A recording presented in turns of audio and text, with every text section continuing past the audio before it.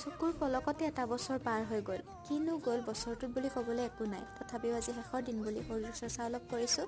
তাৰপিছত মগু আৰু কাজু বাদাম খিচমিচ খাই অলপমান তেজ আনো বুলি ভাবিছিলোঁহে, পিছে মই এটাই আহি সেই তেজখিনিও লৈ যাব খুজিলে। পিছে মই দিয়াত নাই নহয়, সেইকাৰণে মাৰি পেলালোঁ। বাৰু ইপিনে এয়া শেষ হোৱা বস্তুবোৰ ৰাখি থোৱা কাৰ কাৰ অভ্যাস আছে বাৰু? ইমান দিনৰ পৰা মই সাঁচি আজি পেলাই দিলোঁ। তাৰপিছত এসোপামান কাপোৰ ধুলোঁ। বছৰৰ শেষৰটো দিন বুলি সকলোৱে ঘূৰিছে ফুৰিছে, খানা খাইছে। ইপিনে মই মোৰ নিজৰ কাম কৰি তৰণি পোৱা নাই। তথাপিও গধূলি অকণমান ওলাই ৰেডি হৈছোঁ এঠাইলৈ যাম বুলি।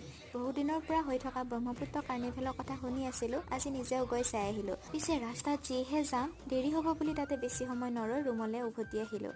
বাৰু মোক যদি সোধে আপুনি এই বছৰটোত কি হেৰুৱালা বুলি, তেতিয়াহ'লে মোৰ উত্তৰ হ'ব চুলি। ইমানেই চুলি সৰিছে, মই যদি ল'ৰা হ'লোহেঁতেন আজিলৈ তালু ওলাই থাকিল হয়। ভাগ্য ভাল মই ছোৱালী হ'লোঁ।